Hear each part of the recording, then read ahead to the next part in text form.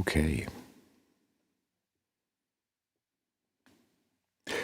It appears that we are live. Good morning. Good morning. And welcome. Welcome to this Hangout. This Hangout is SpectraLayers Pro Imprint processes. Imprint processes. And good morning again. My name is Mike Scheibinger, and I'm here in Wisconsin in the United States. And here where I am, it's almost 11 o'clock, 10 minutes to 11. And our presentation will start at 11. And we're going to spend the next 10 minutes checking in, making sure that our stream is working properly, and I think it is. And all indications are that we have a nice smooth, high bandwidth flow here. And that's always the first thing we like to do when we get started is make sure that it's working, because it's a little bit of a process here getting this going. And so, but I think that we're there. People are checking in. Good morning. CV to Gate. Good morning from New York. Hello, New York, CV to Gate. I detect we already have an analog synthesis fan in the room. And Jocelyn is here. Hello from Montreal. Hello. Hello, Tim from California. Okay, 3 people show up right away. And we're covering the world. We're blanketing the world with our Hangout. And it's really good to see you all. Hello from Mexico. Great. So we have the United States and Canada and Mexico. Yeah, welcome. So I hope you can hear my voice well enough and see the screen. You should see here a homemade circuit bent drum machine.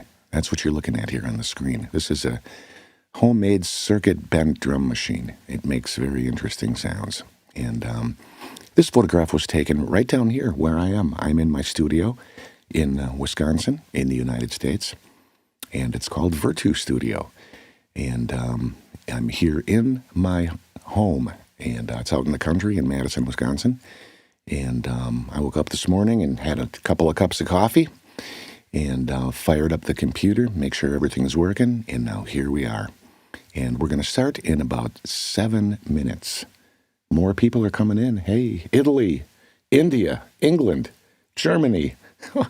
Fantastic. I love this when all these people show up from all over. This is so great. It's, I think this is either my 4th or 5th SpectraLayers focused Hangout. And every one of them has been really fun, really interesting, lots of great people, lots of great questions. And I hope that the Saturday morning time, well, it's morning for me, I don't know. Could be all different times for you. But over here, it is almost 11 a.m. on Saturday morning.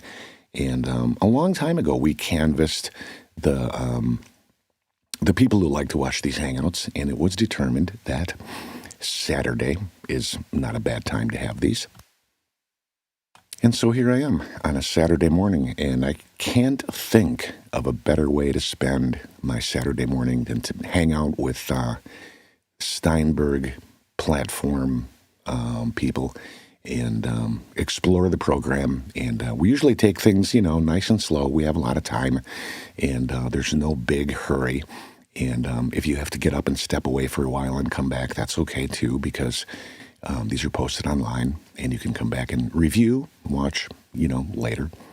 And it just adds to the ever-expanding amount of video assets that we have on tap that will help you get used to working in SpectraLayers Pro and guide you on your way and give you some great ideas, give you some good ideas. And the UK, Serbia, Los Angeles, Brazil.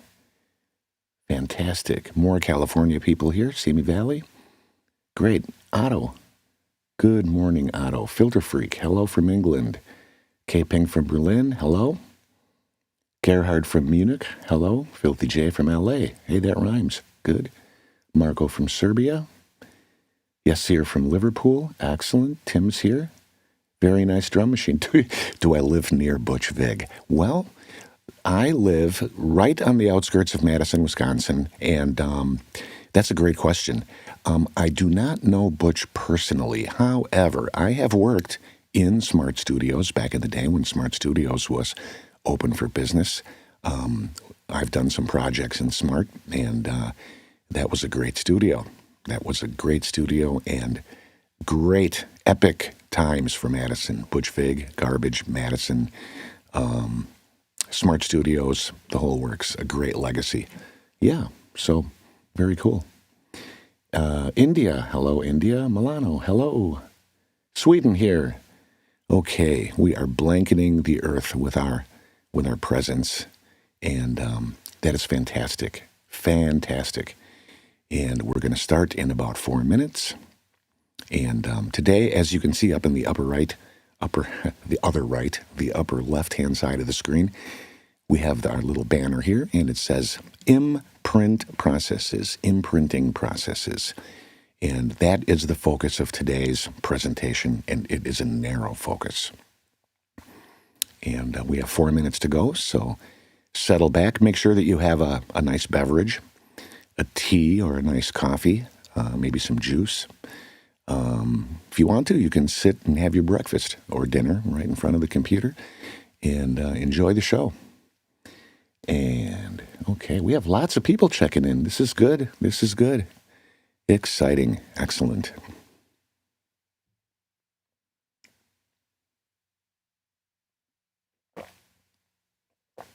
And we're going to start in about 3 minutes.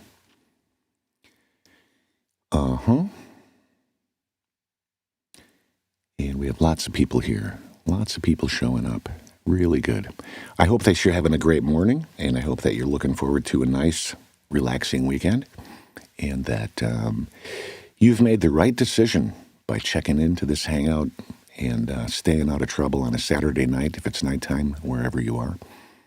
Here it is almost 11 a.m. in the morning, and it's a nice sunny day. A lot of snow. Snow is kind of melting, and I live out in the country, and it's nice. I feed the birds.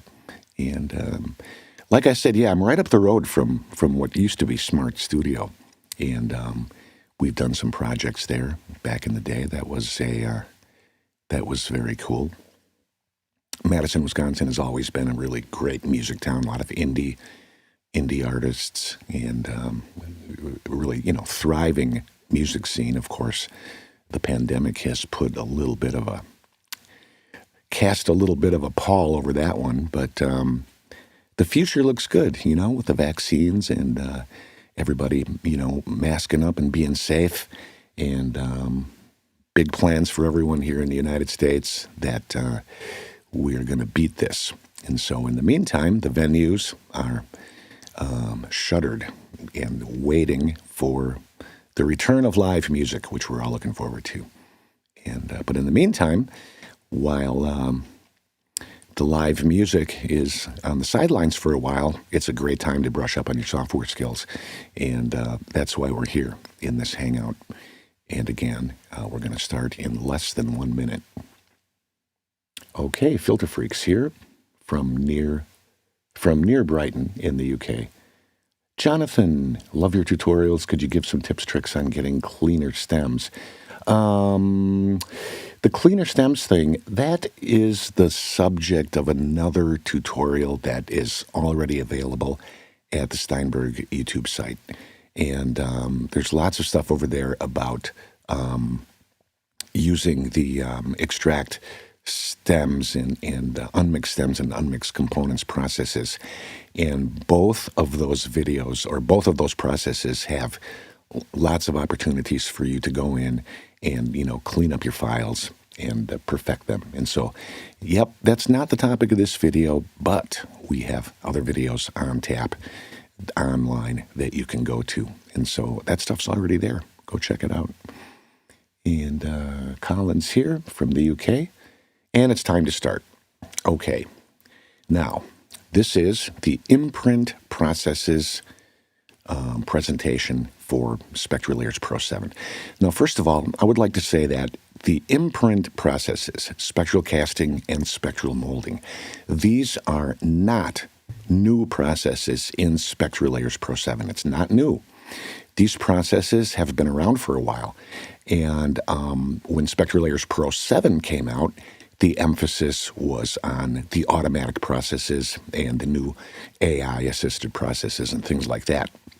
And so the imprinting processes, spectral casting and spectral molding, didn't really get, exposed in the SpectraLayers Pro 7 rollout. Those features were already there. They've been there for several versions. And the interesting thing about this feature is that it's an extremely useful feature, but it kind of lies under the hood of SpectraLayers in the process menus. And so if you don't know that they're there, you might kind of miss them, which is unfortunate because they're hugely powerful. And today in this Hangout, we're going to explore exactly how those work. And I'm sure that it will inspire you with lots of ideas about how you can use these processes in your own productions. All right. Now, the best way to learn about SpectraLayers is by watching these videos, and that's especially important in the case of the imprint processes because the imprint processes they're really hard to talk about. It's hard to put into exact language what they do. But that said, once you see the processes happening in action, once you see them happening, then you understand immediately what they do, and everything becomes clear. And so let's go to Cubase. Now here we are in Cubase Pro 11, and as you can see here, I have a bunch of audio clips here on the timeline that we're going to be working with, and I have them all muted, and we'll kind of unmute them one by one and go through them. Now the first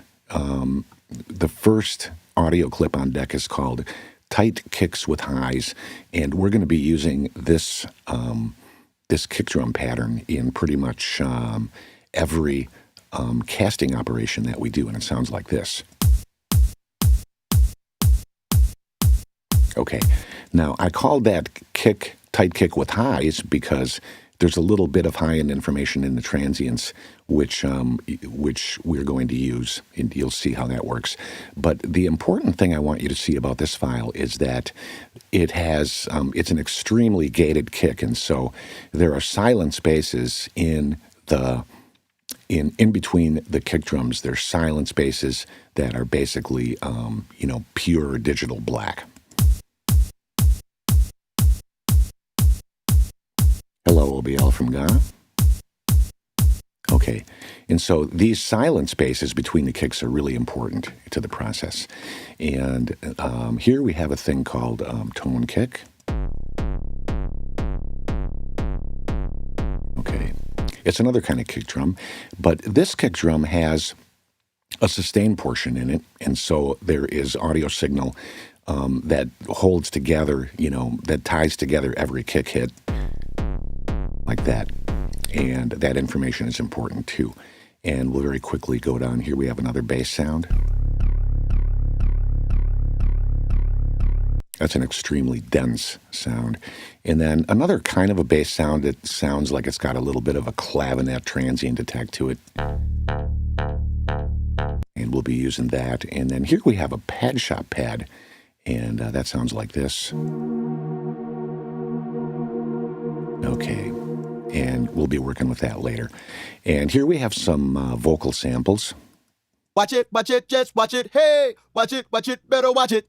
Okay, and we have this back it up here. Back it up, you better back it up, girl. Back it up, I said back it up. Okay, we'll be using those two later on in the molding process, but we're going to start with the casting process.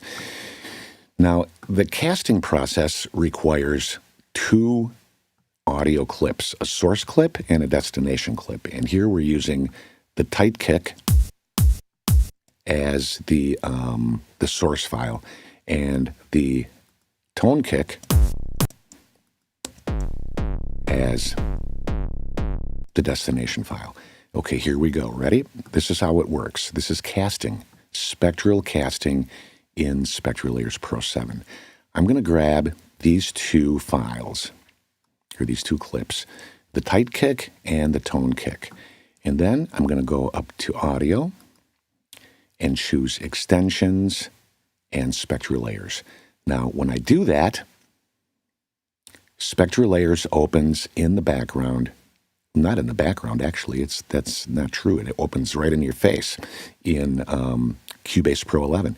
And so here we have SpectraLayers Pro 7 open in the audio editor of Cubase Pro 11.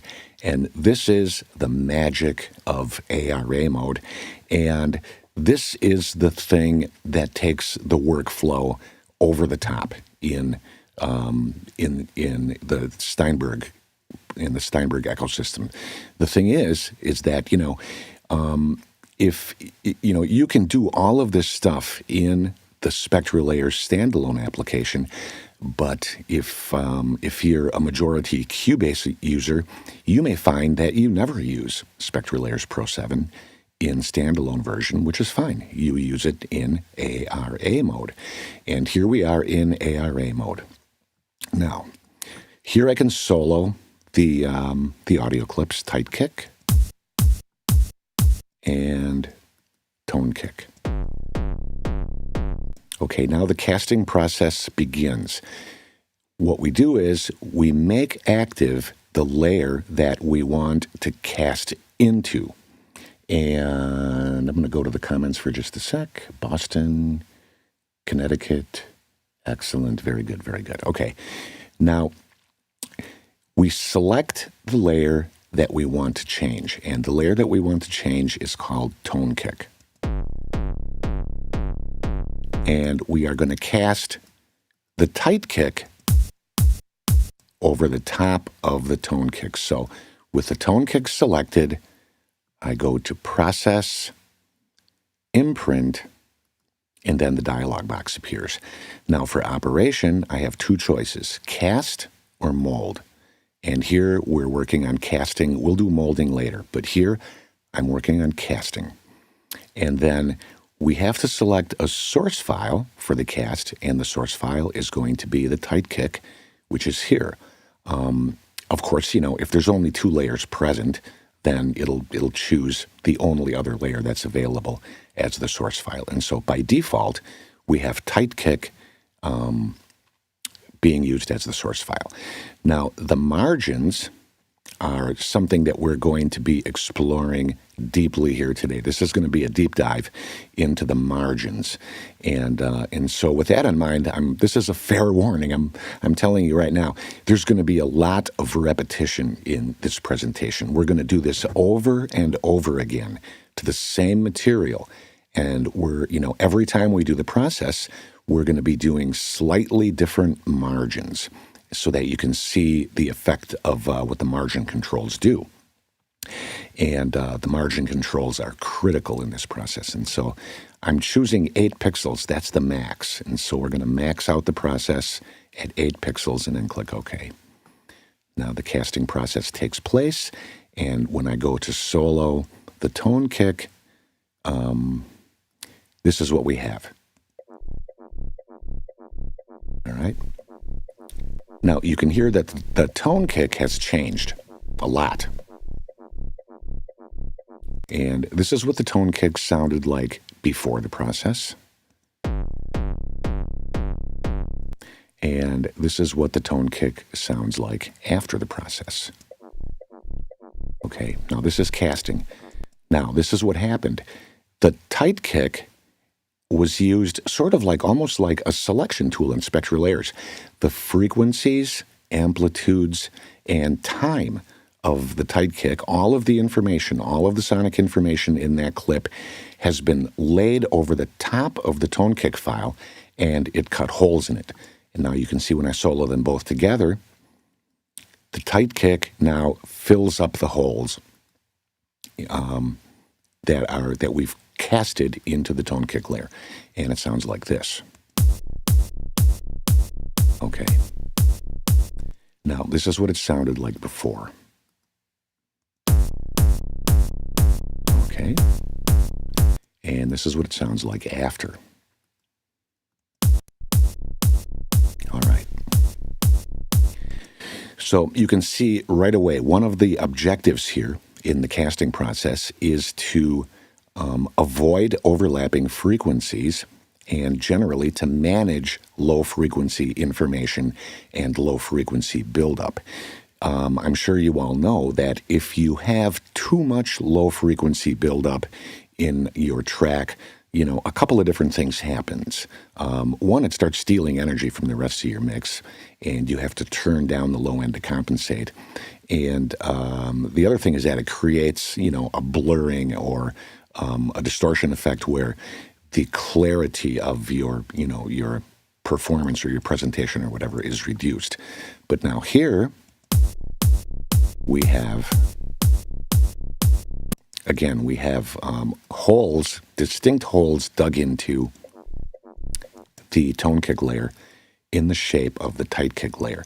Okay, now I'm going to zoom in.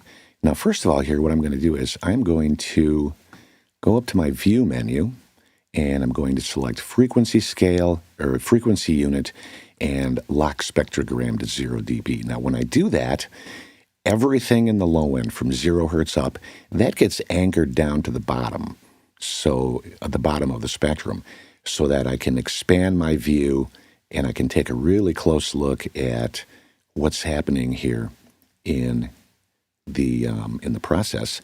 And again, I'm muting and unmuting the tight kick, and look, you can see that the tight kick now has holes in the space that you can occupy. And again, I'm going to undo the process, and this is what you get.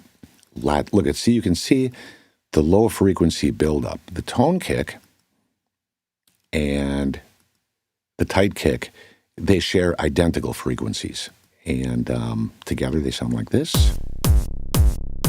And then redo the process,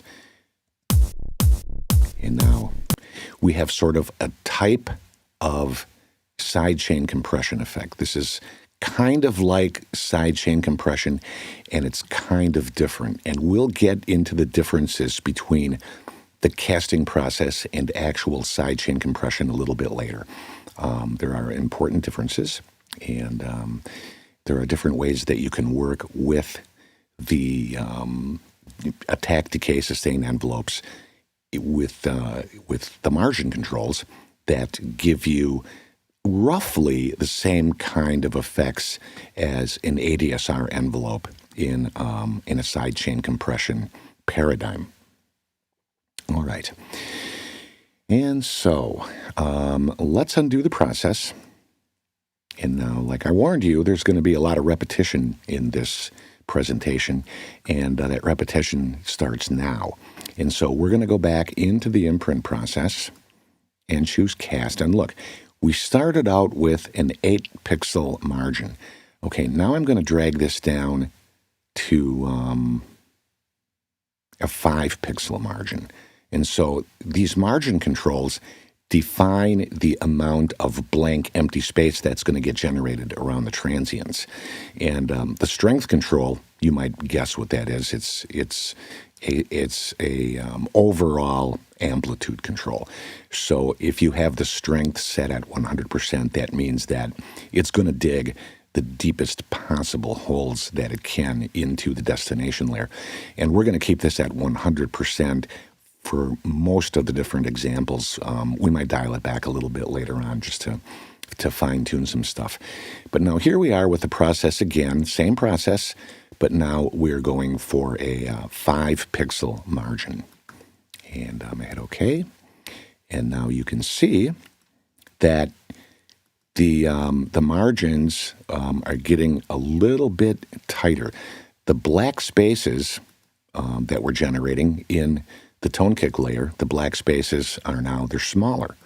And so we're getting sort of tighter performance with more rigid tolerances. Let's hear what this sounds like. Okay. Right? And again, undo the process for comparison. Okay. And redo.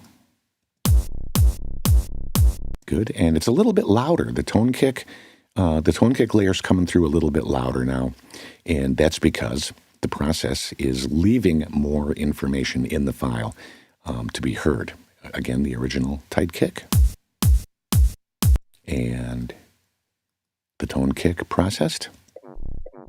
Okay, good. Okay, now let's undo this process.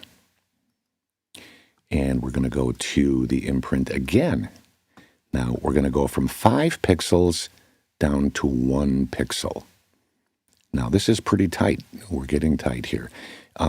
If I have both margin controls set to 0, there's not going to be any effect. But if I have one of them set to 0 and the other one set to any number, then there will be some effect, and we'll explore that. But now here we have a 1 pixel margin, and this is pretty much the tightest margin that you can get out of the process. And let's see what we have here. Look at that.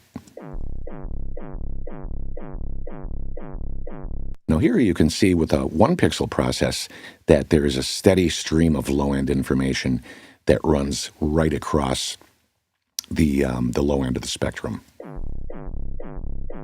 And that's very tight. Now let's listen to both together. Great. Okay, now let's undo the process and listen. Okay, it's very strong. And let's redo the process.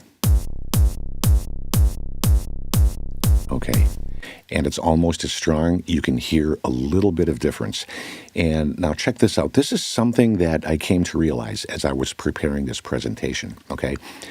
With a 1 pixel margin, using a 1 pixel margin, you may not really be able to hear the difference between a 1 pixel margin process and no process at all. The difference is going to be very subtle, okay? And so your ears kind of generalize low-end information, the amplitudes or whatever, the way it spreads out, across the soundstage.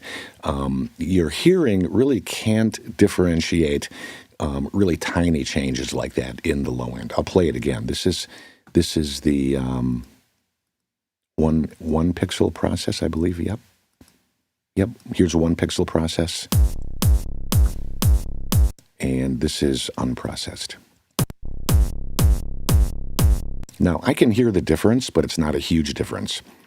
Because, the human hearing isn't really dialed in to, discern that amount of difference. But here's the important thing. Check this out. The meters can definitely tell. Let's take a look at, I'm not sure if you can see this, too good down here in the lower right. But here in our meters in the lower right, let's take a look at our RMS max. Okay, so with the process... with no process, let's roll it a few times and then look at what the RMS is coming in at.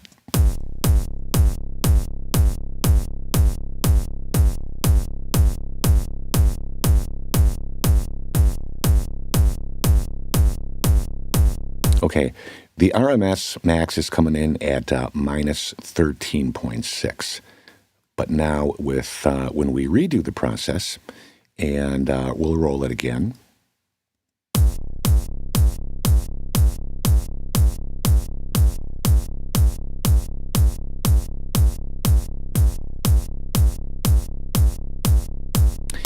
The RMS max is coming in at minus 13.9. Well, that's not a huge difference. We've saved about a 0.3 of a decibel in bass. I don't know, what should we call it? Headroom. So we've picked up a tiny bit of available headroom in the bass. I've run this comparison process on other files, and I've got a lot more dramatic difference. Sometimes it's somewhere in the area of like 2 or 3 dB. Here, the difference isn't that intense, but the point is that there is a difference. And so if you can sort out your overlapping low-frequency information, then you can pick up a little bit more headroom, especially in the bass department. And of course, with your low bass frequencies managed properly like that, then your material will sound louder when it's put through the what do they call it? The normalization algorithms of streaming platforms. So these days you really want to manage your levels, and this is one way to do that. This is one way.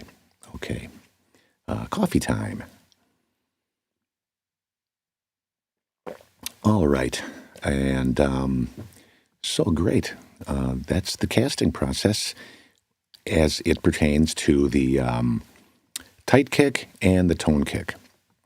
All right, good stuff. So now, when you have SpectraLayers in ARA mode, it's non-destructive editing. It's non-destructive. And I could save this project with the SpectraLayers extension active. And I could open the project later, and sure enough, the SpectraLayers Pro 7 is going to come back, and it saves with the project. All your edits saved with the project. But of course, then it follows that if I want to get rid of SpectraLayers, take it out of the extension, all I have to do is select these files, go to Audio, Extensions, remove extension from selected events, and now look, SpectraLayers Pro 7 is gone from ARA, and we're back to the original content. Nothing has been destructively changed. Everything is exactly the same as it was before. We've rolled back the entire process. So now let's take a look at another casting scenario. And that will be, again, the tight kick and this bass note. Okay.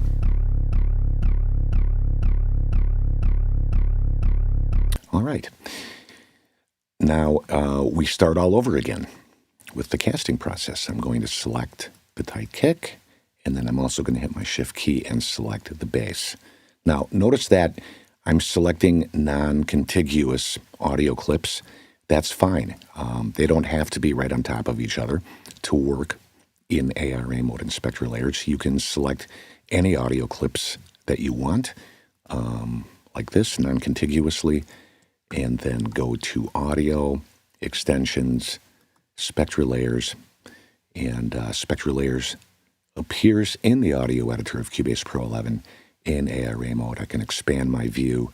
I want to make sure that both of these files are soloed so that we can hear them properly. You can solo and mute audio clips both on the Cubase Pro 11 timeline and on the SpectraLayers layers panel. And so now here again, the good old tight kick, which you're familiar with.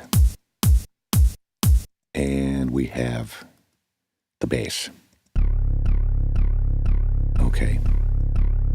Let's take a look at the overlapping frequencies. And again, I'm using my mouse wheel. In my case, it's it's not a wheel, it's an Apple mouse.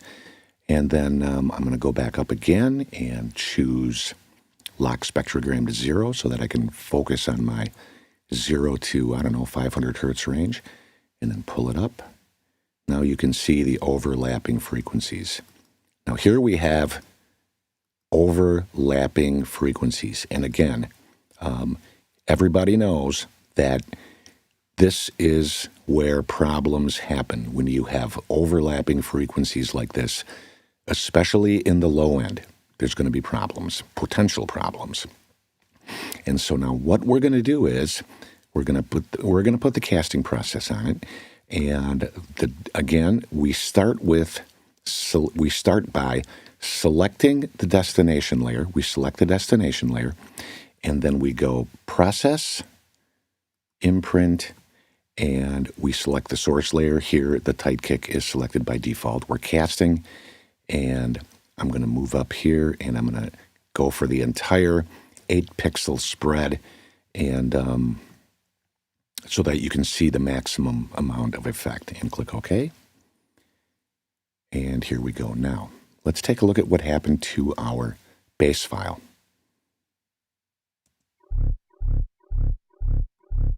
Okay. You can see it's changed radically. This was the original, undo. And this is the affected. Okay, now when I put the tight kick in there with that, okay.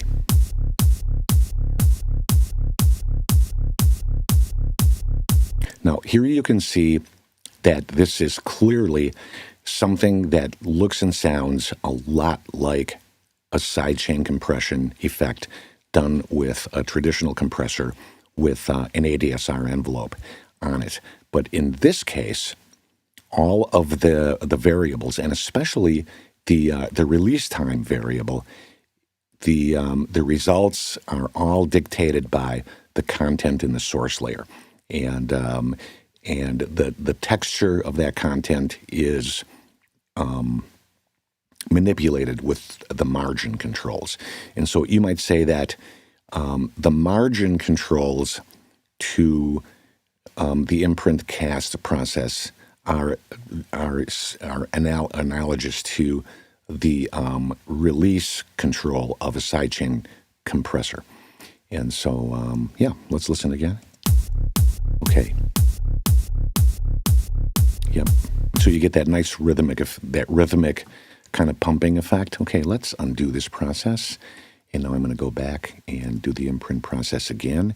And this time we're going to dial down the margins to 4 pixels and hit OK and listen.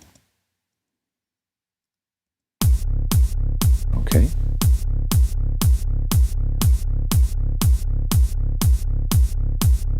Okay, and we'll solo the bass so that you can see what's happening.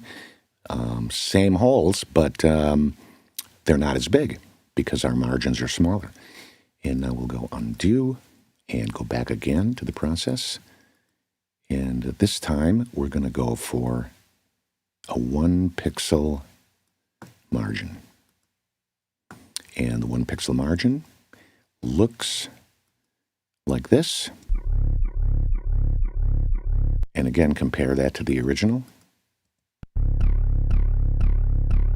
And the affected. And both together. Okay. Now that's stacking up to be a pretty ferocious kick and bass combination. I'm going to undo and listen. And redo and listen. All right. Nice. Okay, now I'm going to undo again. And this time we're going to do the tightest process of all. Now this is kind of a new thing here. I haven't done this yet. The horizontal margin we're going to take down to 0, but we're going to leave the vertical margin at 1. And so the right and left-hand edges of the transients now are at their absolute max tolerance. They're going to be as close together as you can possibly get. And let's see what we got. Let's solo the bass layer. All right. And here's the original.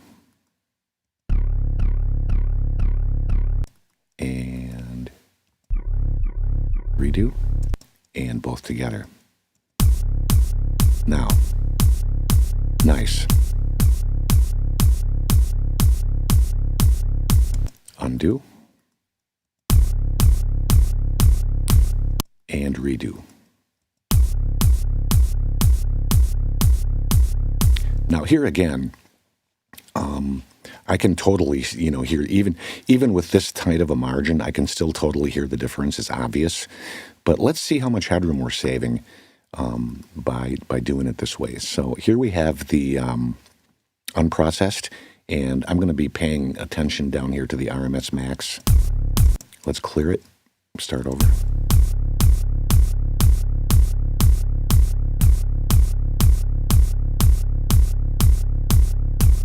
Okay, that's simmering out at about minus 11.3. Okay, now let's redo the process and clear the meter. Try again.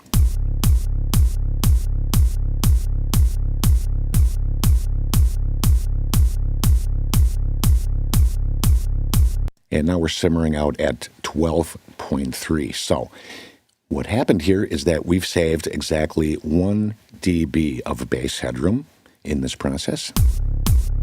It sounds great. Again, undo. Listen to the clarity of the kick drum.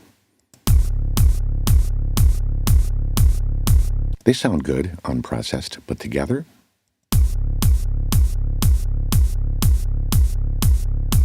a little bit more rhythmic, a little bit more pulsy, and that's good stuff. And that is round 2 of casting. Let's go over here to the comments and see what people are coming up with.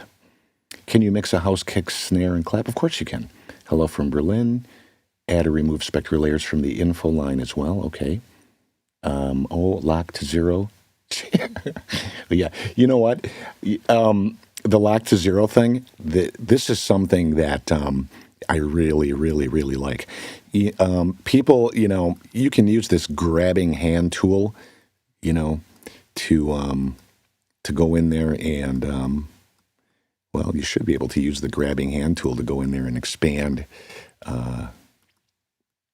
or I'm sorry, you use the magnifying glass tool to go in there and magnify, That's one way to get in there and go look at your thing. But I like going to view frequency unit lock spectrogram. That way, the 0 dB thing is always anchored down to the bottom, so you can always see your low end. And I just, I prefer that. I prefer that. So it's very cool. Hello from Macon, Georgia. The EJ 1408, greetings. Lock to 0. Add or remove SpectraLayers. Hello from Berlin. Mix a house kick, snare, clap. Of course you can. Gang, gang. Thank you for your time. You're quite welcome. These are some of my favorite times. I love doing these hangouts. It's great. Very good. Is it possible to take a sound from a sample or within a sample as for comparative removal? Sure. Yep. And again, regarding that question, all I can really do right now is point you over to the many different videos that we have. Some are hangouts and some are sort of like more formal, corporate, looking type videos. But they all have lots of information that can be helpful to you. And, these hangouts are all indexed. And so you don't have to be forced to listen to me talking about how nice of a day it is in Wisconsin today. You can just, hit the index and go straight to the that which you want to hear.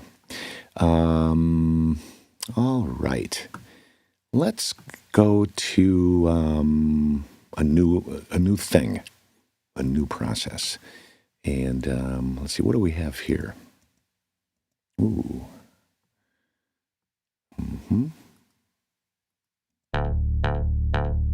Okay, I'm not sure that we really need to do that right now. This thing should be working. All right. Let's take a look at this pad shop pad. Here we have a pad shop pad, and it's just a preset. Let's take a look at what it is. This is the Alpha and Omega Silk preset in Pad Shop 2.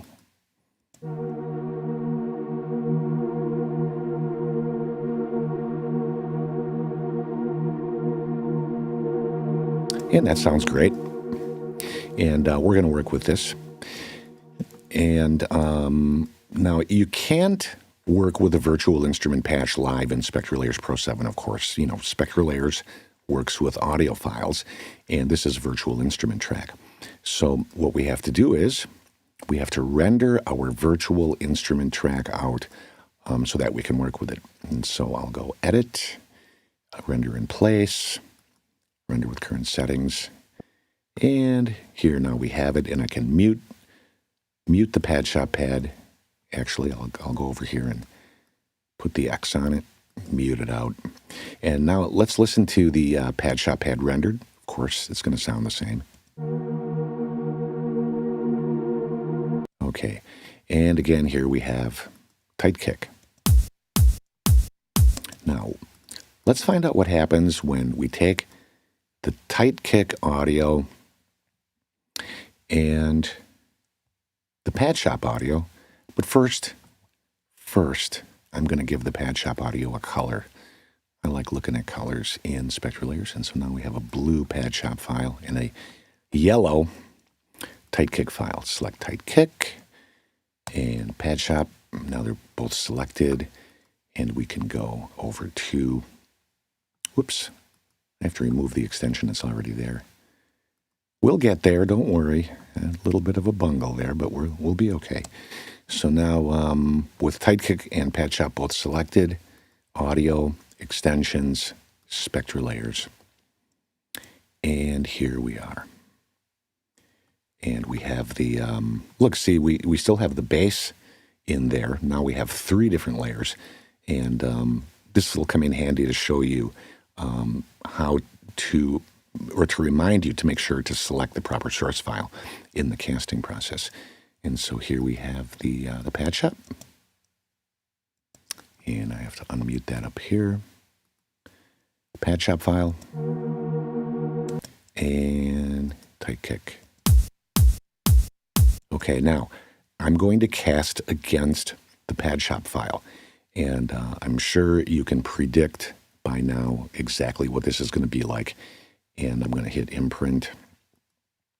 Whoops. We have to make sure that the pad shop file is selected and not muted.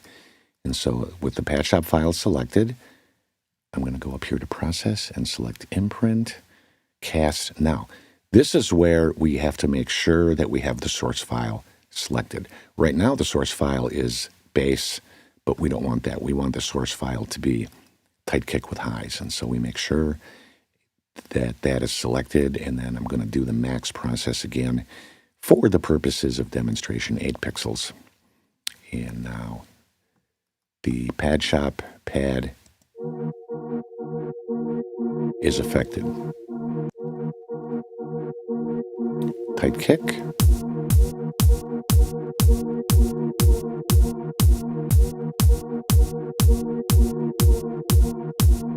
Okay, that's interesting. Now, it may not have been the best idea to use a full-on 8-pixel margin. Let's take a look at what's going on here with this. And so let's zoom in here. And this is one of the kicks. Oop. And here I'm going to increase my resolution control and my refinement control so that you can really clearly see what's happening in here. And this is the pad shop file on its own. And you can see that the tight kick is carving some pretty major holes inside of this. And this, look to the left of the kick drum transient. You can see this black space here that it's been created. And I'm sure by now you're fully aware that the reason why this big black space is here is because we used an 8-pixel margin. And that margin is too big to make this sound, really cool. It sounds okay, but I mean, it's not, it doesn't have the kind of rhythmic pulse I'm looking for. So I'm going to undo the process. And again, this is what it sounds like with pre-processing, with no processing. And now I'm going to go in and do the process. Pad shop is selected as the destination layer.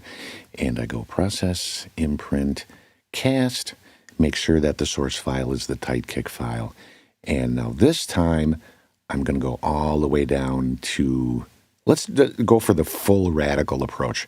Horizontal margin of 0 and a vertical margin of, well, let's take 3 and see what happens. Again, this is kind of a trial and error process, so I'm experimenting, but I know for sure that a 0 A 0-pixel horizontal margin is going to give me the tightest possible response of allowing the pad shop pad stuff to exist, directly adjacent to the kick drum transients. Process. And let's review the pad shop pad. Okay.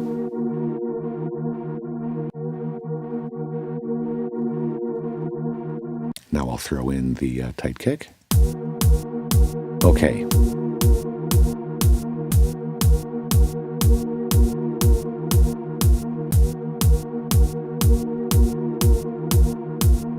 Interesting. Okay, so we've taken the pad shop pad and we've used it as the destination layer for a casting process with the tight kick over the top of it. And that's what we have come up with. And it adds a little bit of rhythmic flavor to the work. And so I'm sure you can hear a million current pop and electronica songs going through your head right now where people use a sidechain compression effect, which is extremely popular these days. I mean, people put their whole mixes through sidechain compressors using the kick drum as a trigger. And, I understand that that sounds really audacious. And I think maybe it's not as popular as it was a couple of years ago. But for a while there, sidechain compression was like a really big thing. But here in SpectraLayers Pro 7, in ARA mode and Cubase, we're using it very judiciously because we have good taste. Mm-hmm. Yeah, all right. All right. Looking at the comments here. Is this available in Elements as well? I don't think so. So, going back to the comments, something about phase. Hello, how does this process affect phase? Well, it depends on what you're doing. Sometimes you can hear a comb filtering effect, and other times there is no comb filtering effect. It sort of depends on the source material, how it interacts with each other. I've showed you a whole bunch of stuff, and I don't think that I have ever once heard a phase anomaly or an artifact that I would deem as being unacceptable, that I would say, hey, I can't use this, that artifact is too intense, or I don't like the way that comb filtering effect sounds. I mean, sure, eventually you're going to run up against a situation where it causes a sound that you don't want to hear. But so far today, I think I've been lucky because I haven't really heard anything that is unacceptable to my ears. But now, when I was putting this presentation together, it occurred to me that this is a creative idea that I want to lay on you all, and that idea is this. Okay, when you do the cast process or the mold process or any imprint operation in SpectraLayers Pro 7, the source layer does not necessarily have to be included in your song. It doesn't have to be a part of your song. For example, you can use a layer as a source layer because you like the shape of its ADSR curve. You like the shape of its envelope. And you can use that as a template for a casting process. But then, at the end of the day, when your track is done, the source file, it gets eliminated. It gets taken out so that it doesn't appear in your track. And let me give you a little example of that. I'm going to clear the deck. Now remember, you can always start over. These processes, all of these processes that we're doing in SpectraLayers Pro 7, Cubase Pro 11 ARA mode, these are non-destructive processes. And so all I have to do to go back to square one is go up to extensions and hit remove. And now, hopefully, if I played my cards right here, I can click any one of these files, and none of them are registered in SpectraLayers. It's all, we're basically at the exact same place where we started from. So now, again, the source file that you use for the process doesn't necessarily have to be part of the song. Let's go back and review quickly. We have our tight kick. Whoop, I'm going to mute this. We have a tight kick. And now we have this kick. This kick has a sustain portion.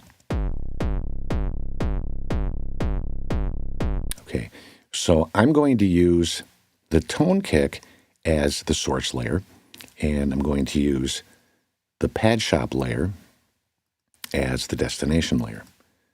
I have them both selected, and I go extensions, SpectraLayers. Okay, here we are in SpectraLayers, and trying to stay organized here, my pad shop layer, and the tone kick. Okay, now the tone kick layer is going to be the source layer for our operation. The pad shop layer is the destination, so I select that as the destination. Go to Process, Imprint, and let's go for sort of a middle-of-the-road thing here. We'll go for 5 pixels. And full strength, we'll go for 5 pixels, vertical and horizontal. Let's click OK and see what happens. Okay, great. And the pad shop layer. Okay, now, here's the tone kick layer.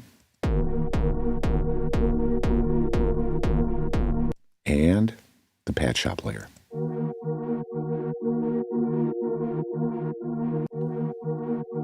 So the pad shop layer is following the shape of the tone kick layer. But the tone kick layer I'm not using in the song. I'm using the tight kick layer. And I'm going to solo that over here. So now here is the tight kick layer playing along with the casted pad shop layer. And the source file for the casting process is the tone kick layer, which is muted.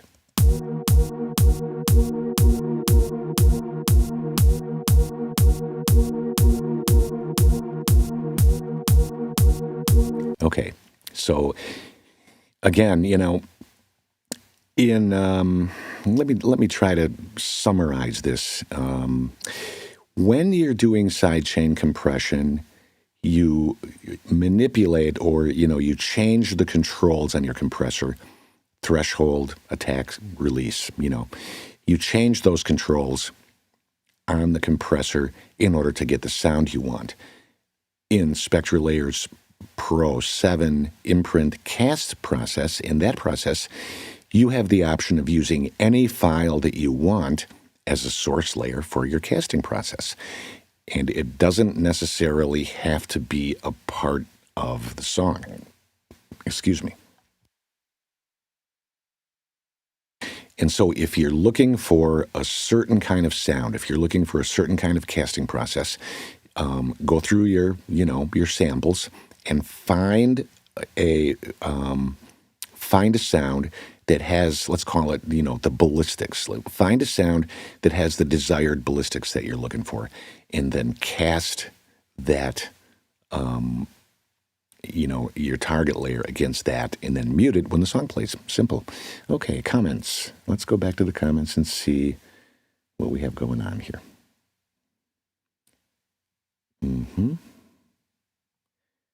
I can see that our participants are communicating with each other. I love that when that happens. Audio that originally was a MIDI track rendered in place.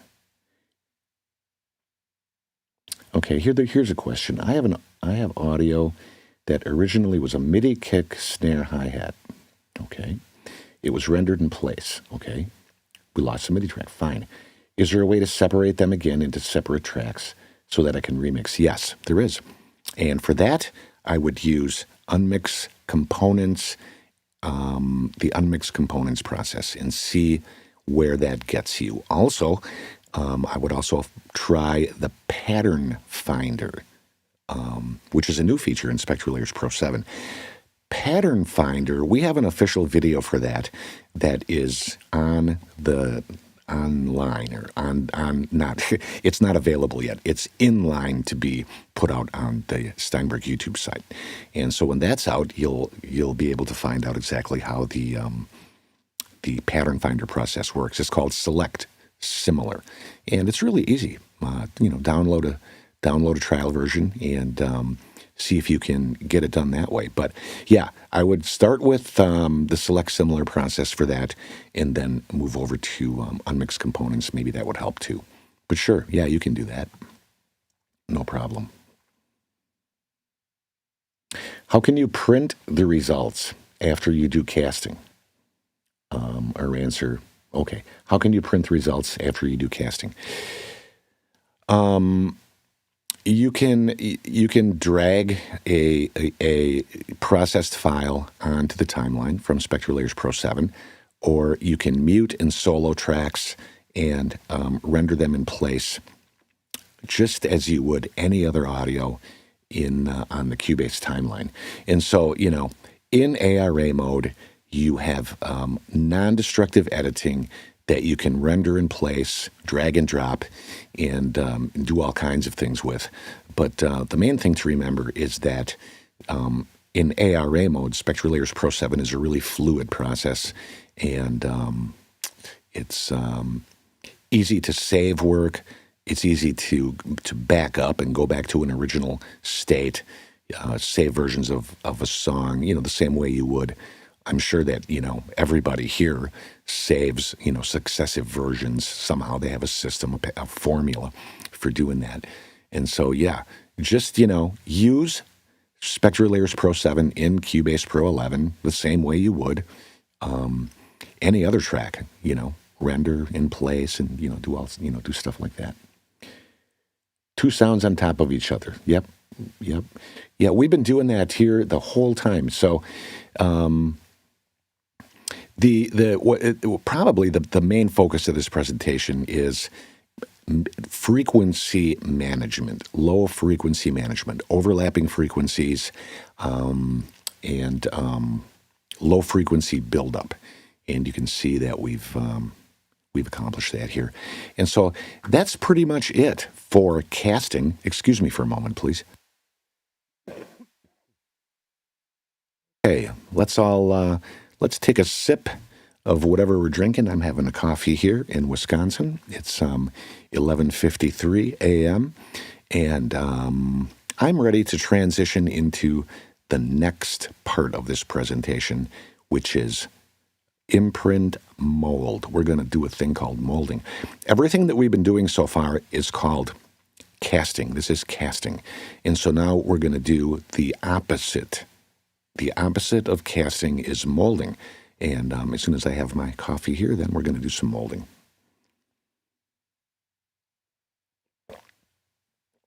That was very good. Very, very good. It's really good to see you all here today. Thanks for showing up. And this is, we have 7 minutes left. I think this is probably going to go over a little bit, which is fine. Thanks for bearing with and sticking around as long as you have. But I'm having so much fun that I don't want to stop. Don't stop. Let's go back to our pad shop pad. That pad shop pad sounds like this.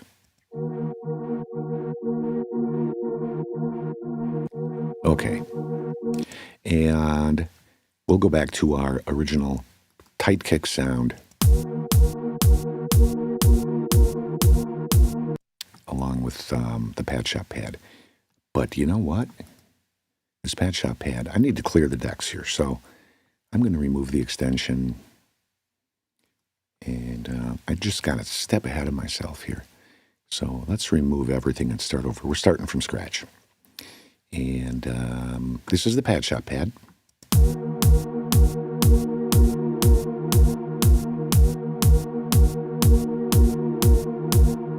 Along with tight kick. Now, remember, this is important. The molding process that we're going to do now is the exact opposite of casting. And so Here I'm selecting the Pad Shop pad and the tight kick, and I'm going into extensions, SpectraLayers. And now, with the Pad Shop pad as the destination and the tight kick as the source, I'm going to go to Process, Imprint. Now this time, I'm going to Operation and I'm switching to Mold, and we're going to go for the full-on 8-pixel 100% process, and click OK, and boom. Now listen to this.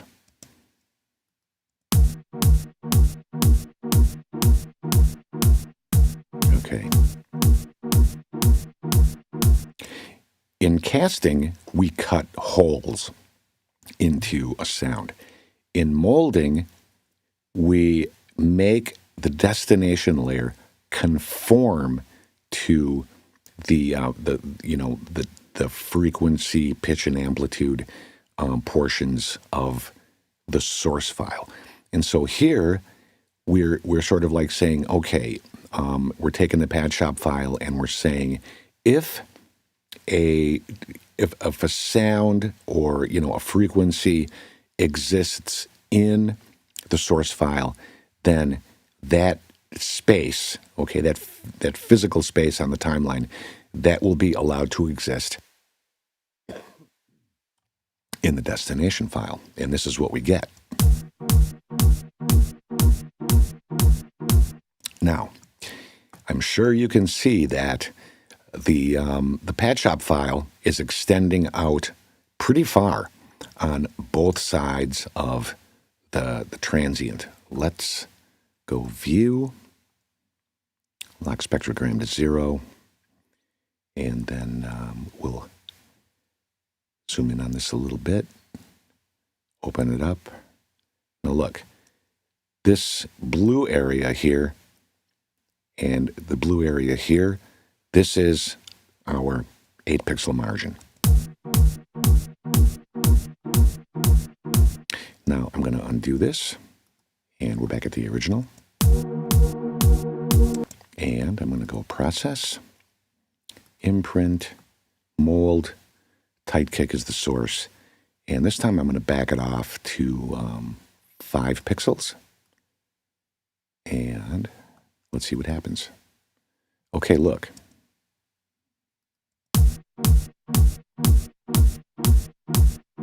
At 5 pixels, yep, you can still see that there's some overhang there on each side of the transient, sure. But it's smaller. It's smaller. Let's undo the process. And again, we'll go Process, Imprint. Now let's go all the way down to 0 pixels horizontal and 8 pixels vertical.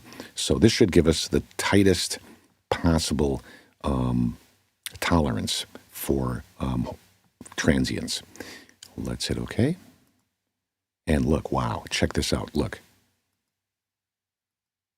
That is a really tight fit. And that's molding. Hear it?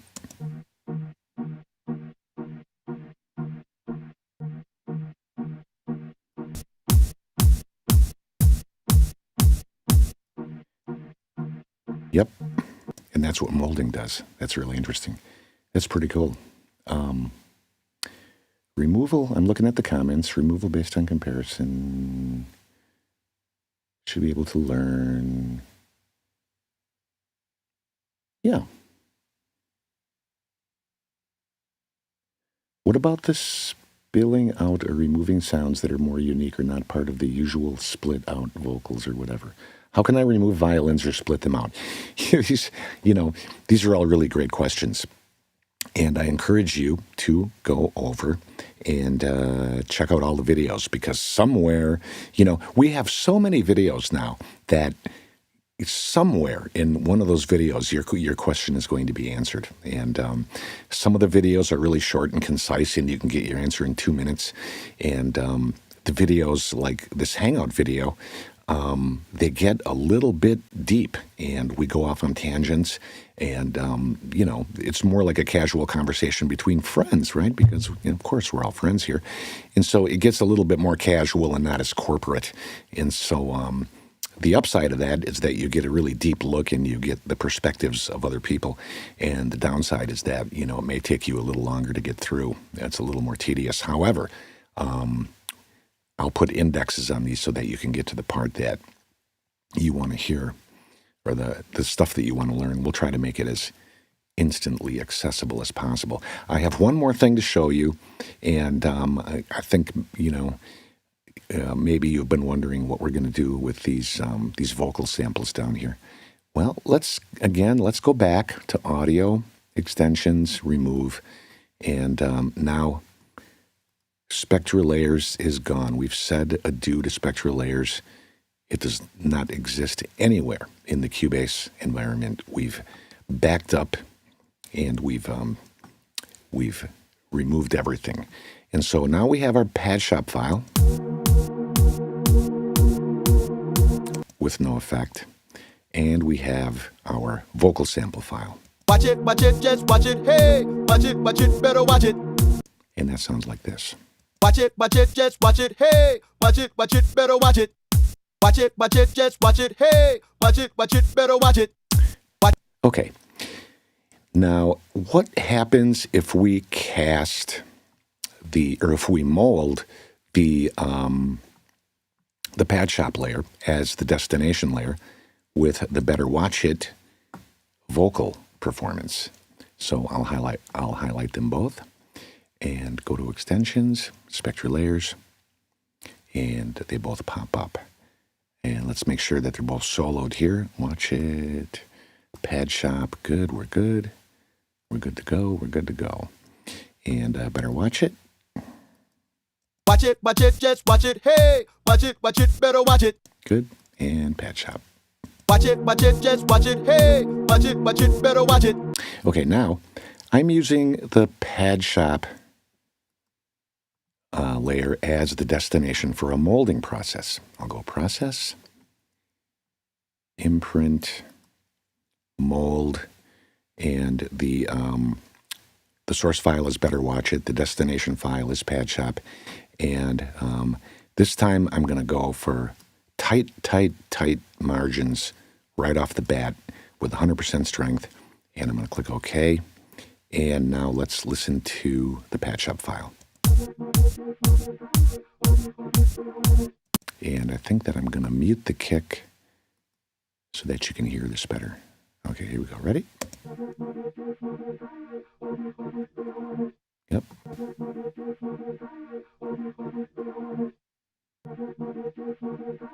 Okay, here's the before process.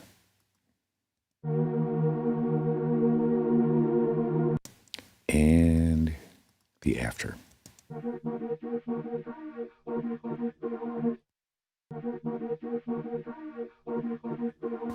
Okay, we have what you might call a vocoding effect.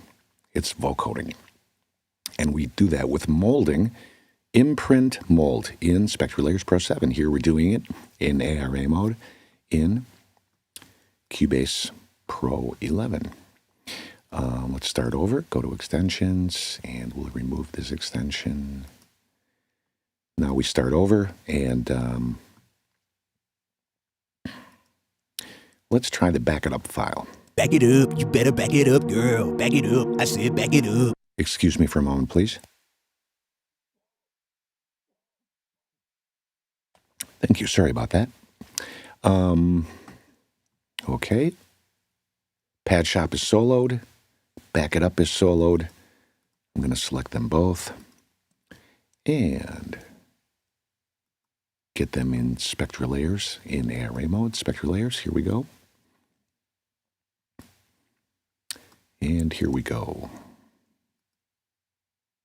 Back it up. Back it up, you better back it up, girl. Back it up, I said back it up. And let's see, I want to look at one quick thing here. So the Pad Shop file, again, is unaffected. For now, let's put the effect on it. pad shop selected as the destination, process, imprint, mold, sources, back it up, horizontal margin. Let's make the horizontal margin 0 pixels and the vertical margin 8. And here we go. And let's see what we got.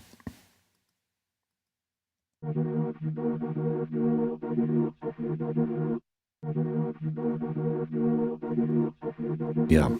The spectral molding process is extremely accurate. I mean, you can take the pad shop file and mold it against the vocal file. And if you listen closely, you can almost distinguish, the words that are being used. And I suppose, it's obvious, but bear in mind that, what you're listening to here,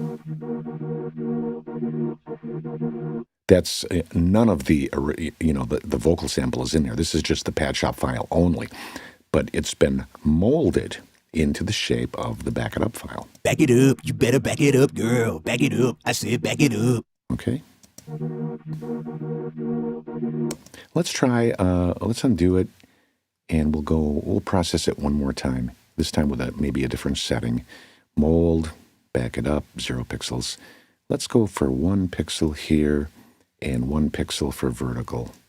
And then we'll hit it and give it a listen.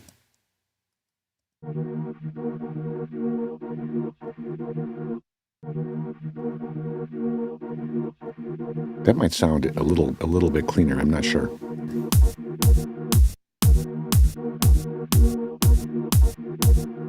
Back it up. You better back it up, girl. Back it up. I said back it up.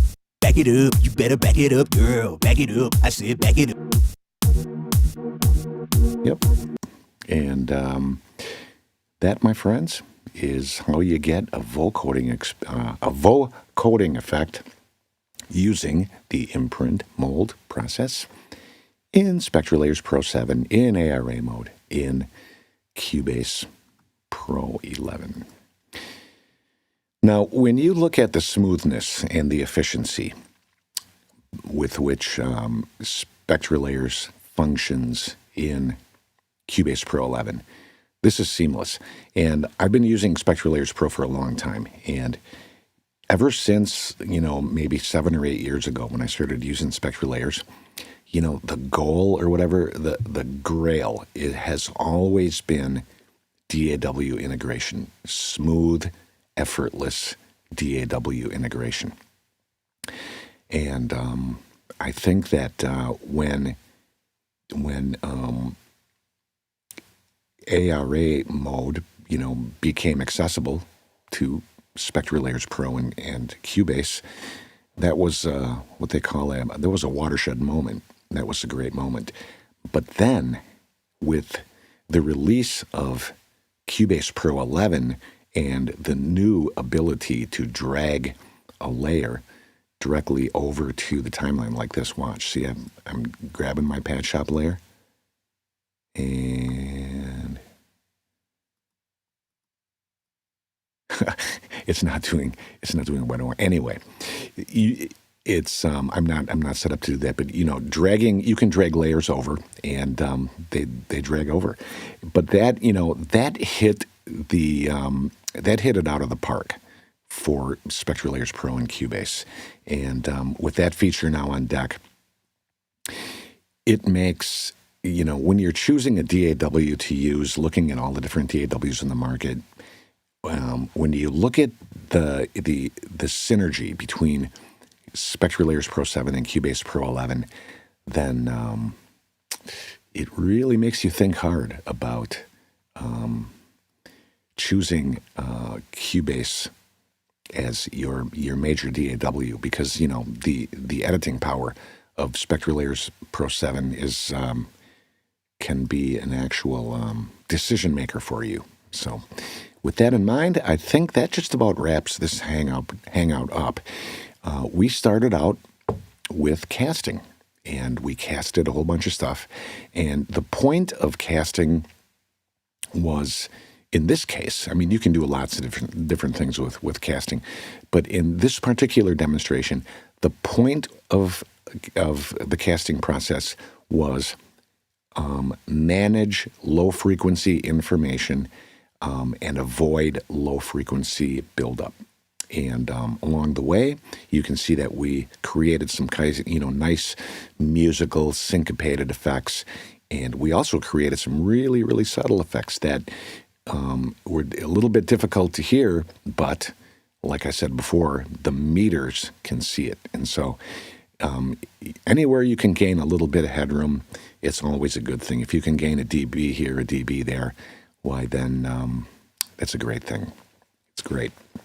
And then we went on to molding, where we created, kind of a vocoder effect. And, we took a pad shop pad and we created more syncopated effects with it. And so, both of these features together in the imprint process, casting and molding, they're opposites. And again, the imprinting is not a new feature in SpectraLayers Pro 7. This feature has been around for a while. And what I really like to see is this feature brought up to brought to your attention, because it, like I said, it rests under the process menu in SpectraLayers. It's not that obvious, right out of the gate. And plus, it's so strange that, no other program does anything like it. And so it's like, when you get there, it's like, oh, what is this? And once you understand what it does, you'll be using it. You'll be using it. It's an effect similar to sidechain compression, but different. It's calling it spectral sidechain compression is kind of a fair thing to say. It's not really compression per se, but you can get sidechain compression-like effects with the casting process in SpectraLayers Pro 7. And that's a wrap. Let's take a look at the comments and see what we're coming up with here. Removing a melody instrument like a sax, vocals work great. It removes it. Yeah. Working in SpectraLayers Pro 7, sometimes it takes a lot of time.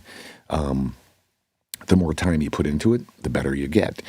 And the more you work with the tools and the more skills you develop at working with those tools, the more success you will have.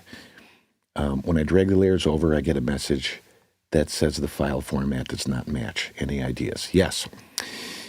When you are using SpectraLayers Pro 7 in ARA mode, and you want to have more than one audio clip available in the layers panel of SpectraLayers Pro 7 to work with, you need to make sure that the audio content that you're working with is in the same format in terms of both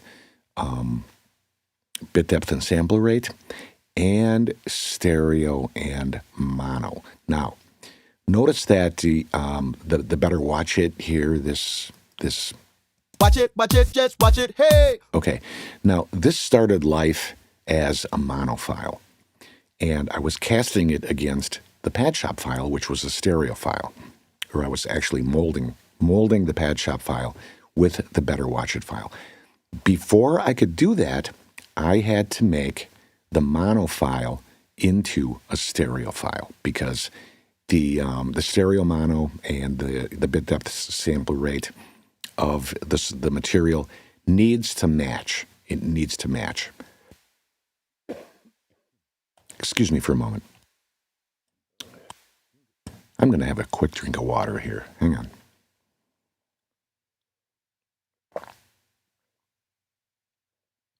Great. So, if you have a whole bunch of different file types and stuff in your Cubase timeline, you are going to need to make those conform to, to one thing. Probably, I don't know, I usually use 2496 stereo. So if I had a mono file that I wanted to see in the layers panel along with the stereo file, I have to make that mono file into a stereo file, which is really simple. It's easy to do.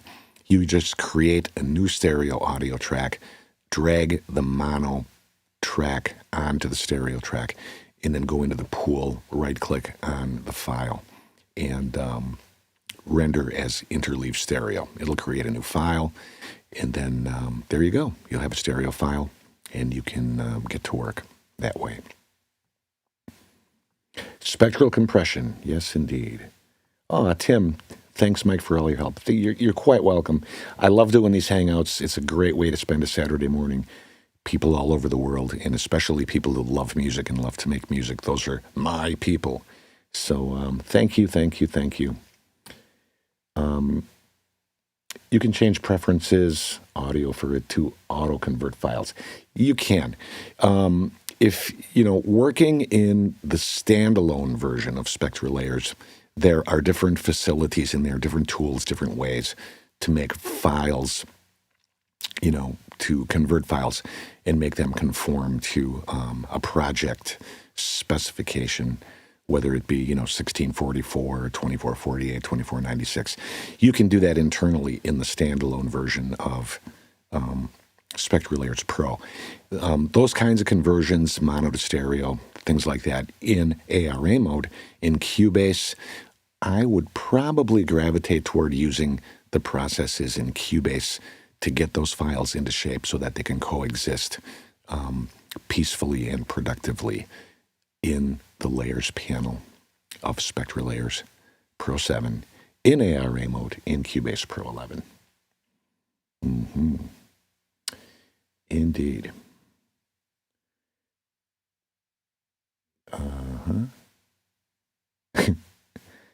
It's a drag. It's a drag and drop. Clean vocal track of noise and room reverb. If you want to clean up a vocal track, there are lots of different ways to do it. SpectraLayers Pro 7 has noise reduction and different kinds of programmable noise reduction where you can really zero in on the noise. You can also take the vocal layer and separate it into component parts using unmixed components and then, work with it that way. Some of the undesirable sound stuff that you don't want to hear might get separated out into a noise file or something. There's also a reverb removal algorithm. And sooner or later, I'm going to make a video about reverb removal, so stay tuned for that. And yeah, it's amazing, says Bronx. Thank you, thank you. It is amazing.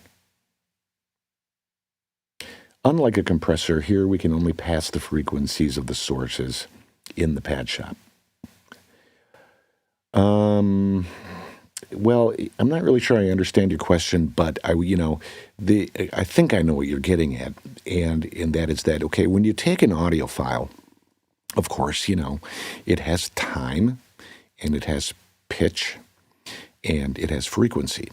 And so the processes of casting and molding, they look at all three of those: time, pitch, and frequency. And, the time, pitch, and frequency controls of an audio file are like the attack, decay, sustain, release, and threshold controls of a compressor. And the margin controls give you that kind of like added ability to create something similar to release effects. But remember, as we have seen, those effects also happen before the sound too. So like when we molded the pad shop against the kick, you can see that the pad shop left 8 pixels worth of material both before and after the transient. It creates kind of like a halo of space around the sound that is either going to be filled with sound, like in a molding process, or a black silent space as in the casting process. This stuff, this stuff's really hard to talk about, isn't it? It's like picking the right words and stuff like that. I feel like I have sometimes my brain goes into like a freeze almost trying to explain this stuff. If you don't render, there is a heavy CPU footprint from Spectral. Right. Yeah, sure. Some of this stuff is processor intensive. But here, let's take a look at what I'm using for a computer here. What do I have? You guys can see what I'm working on here. I'm on an iMac and on 10.14.6 OS. And I've got a 27-inch 5K display and a 4 gig Intel Core i7 and, 32 gig of RAM. And I'm all solid state. This is a total solid state system. And I've never had a problem ever using SpectraLayers on this computer in any project and in ARA mode or standalone. Now, I've never done a 2 million track project and then, want to cast every layer or channel, but you're going to hit the wall just like with anything. You're going to, your processing power is going to get used. And so, yeah. Yep. Heavy CPU. Well, these are intensive processes sometimes. Capt Energy, thank you very much. You're quite welcome. And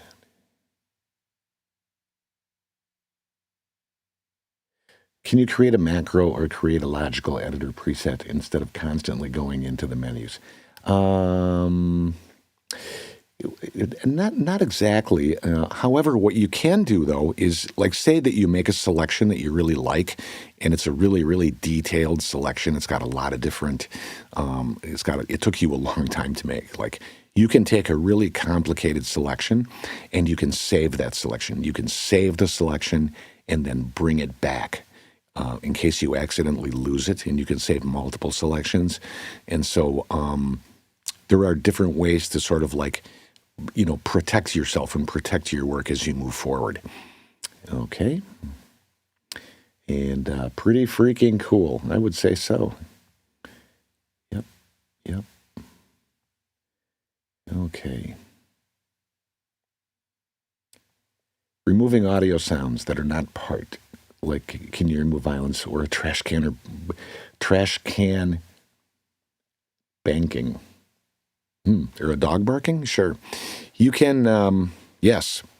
And again, I encourage you to go over to the Steinberg YouTube site, check out videos. And sooner or later, you're going to find a video that will instruct you on what you need to know. In the meantime, I would download a trial version and, start getting busy. SpectraLayers, the more you work with it, the more you like it. And the more you work with it, the better you get and the faster you get. And the harder you work at a project, the better it turns out. And, I understand that, these restore projects, these restoration projects, these are difficult. And, the way the technology is today, you can do a lot.